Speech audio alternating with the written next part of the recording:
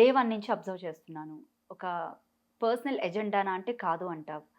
పోనీ దేని గురించి చేస్తున్నావు అనంటే, ఆడవాళ్ళతో పాటు మగవాళ్ళకి కూడా సమాన హక్కులు రావాలి. ఇలా అక్రమ కేసులు పెడితే ఉపేక్షించేది లేదు అన్నావు. ఏంటంటే నీ మోటివ్ ఏంటి అసలు ఫస్ట్? సో ఇలా ఆడుతూ పాడుతూ గడిపిస్తున్న నా జీవితంలో సడన్గా ఒక ఆహ్, ఒక బ్లాక్‌మెయిల్ సినారియో వచ్చింది. లక్ష్మీ పడాలా? ఆ! హ్మ్. వచ్చింది. ప్రేమిస్తావా? చస్తావా? మీ ఆవిడని వదిలేయి, పిల్లల్ని చంపేయి, నాతోనే ఉండు. ఇలా రకరకాలుగా టార్చర్ చేస్తుంది. లేదు, కుదరదు అంటే నువ్వు మగాడివే కాదు. డాష్ డాష్ డాష్ ఇట్లా బూతులు మాట్లాడడం. ఇంకా అది పెరిగిపోయి ఆవిడని ఇంటి నుంచి ఖాళీ చేసి వెళ్ళిపో అంటే, అంటే మా ఆఫీస్ పక్క పోర్షన్‌లో ఉన్నాడు. సో ఇప్పుడు రాజుతరుని ఇంట్లో ఎలా తిష్ట వేసి ఎలా పాతుకుపోవాలని చెప్పి లావణ్య ఎలా చూస్తుందో అక్కడ ఆవిడ అలాగే ట్రై చేసింది అనమాట. కాకపోతే అది నా సొంత ఇల్లు కాదు, అదృష్టం. అది అద్దిల్లు, ఆ ఓనర్కి సంబంధించి. సో అది జరుగుతున్నప్పుడు ఇంకా ఉన్నాయి కదా, మాకు తెలియదు ఇటువంటివన్నీ జరుగుతాయని. నీ మీద రేప్ కంప్లైంట్ పెడతా, అది చేస్తా ఇది చేస్తా అని చెప్పి రకరకాల బెదిరింపులు ఇవన్నీ కూడా. సో ఇంకా ఫైనల్గా పోలీస్ కంప్లైంట్ చేశాను. ఇలా జరుగుతుంది, మొత్తం కాల్ రికార్డ్స్ డేటా మొత్తం తీసుకెళ్ళి పోలీసులకి ఇచ్చి అప్పుడు నాకు అర్థమైందనమాట మన సిస్టమ్ ఎట్లా వర్కౌట్ అవుతుంది. సో ఆడవాళ్ళకు ఒక తీరులో, మగవాళ్ళకి ఒక తీరులో. మగవాడు ఏం చేసినా వాడొక వెధవలాగా, వాడిని ఒక ముజ్రింలాగా, వాడు ఒక నేరస్తులాగా ట్రీట్ చేస్తుంది మన సిస్టమ్. ఆడవాళ్ళు డ్రగ్ పెడ్లర్లైనా, చెంచులగూడ జైల్లో 45 రోజులు ఉండిచ్చినా, ఏం చేసినా కూడా వాళ్ళు మళ్ళీ తిరిగి వచ్చి మగాళ్ళ మీద కేసులు పెట్టచ్చు. Just like Lavanya.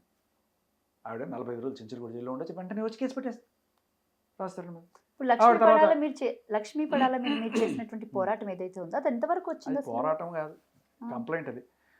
సో పోరాటం అనేది ఎఫ్ఐఆర్ ఫైల్ అయింది అట్లీస్ట్ అమ్మాయి మీద అయిందండి. మరి ఏమైందంటే ఆ కేసు అంత పక్కకు పోయింది, ఇటు లావణ్య మీద కంప్లీట్ గా వచ్చారు, ఏం జరిగింది మధ్యలో? కంప్లీట్గా ఏం రావడం ఏం లేదు. జరుగుతున్న దాంట్లో వీళ్ళందరూ కూడా, నేను వెళ్తున్న దారిలో వీళ్ళు వస్తున్న ఎగ్జాంపుల్స్ అంతే ఇవి. సో ఎప్పుడైతే ఇలా వచ్చిందో నాకు అర్థమైంది, సిచ్యువేషన్ అర్థమైంది. వచ్చిన తర్వాత ఓకే ఇలా ఉంటుంది.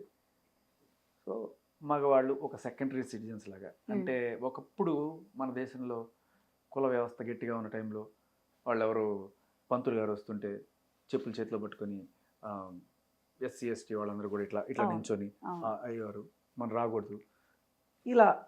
అంటే అందరూ మనుషులమే, అందరూ ఈక్వల్గా ఉండాలనే కదా అప్పట్లో పోరాటం. సో ఇప్పుడు ఆ సిచ్యువేషన్లో మగవాళ్ళు ఉన్నారు.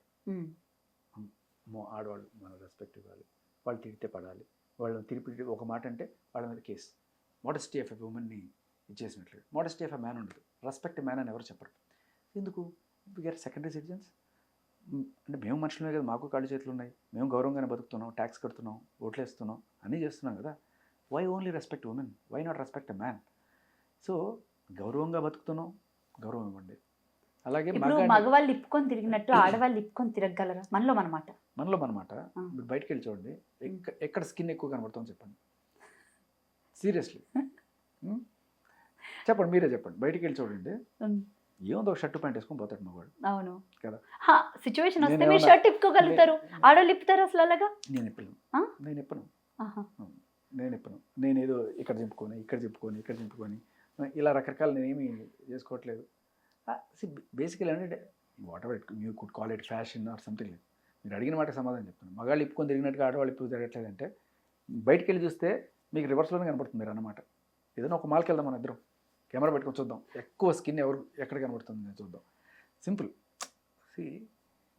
ఉందా మీకు ఫ్రీడమ్ ఉందా లేదా అనేది కాదు పాయింట్. అక్కడ ఏం జరుగుతోంది, మన చట్టాలు ఏం చెప్తున్నాయి, అంతే సింపుల్. ఎవడన్నా సరే మీకు అంతకు రీసెంట్గా ఒక వీడియో కూడా వచ్చింది, చాలానే ఉన్నాయి ఇట్లాంటి ఎగ్జాంపుల్స్ చెప్పుకుంటూ పోతుంటే.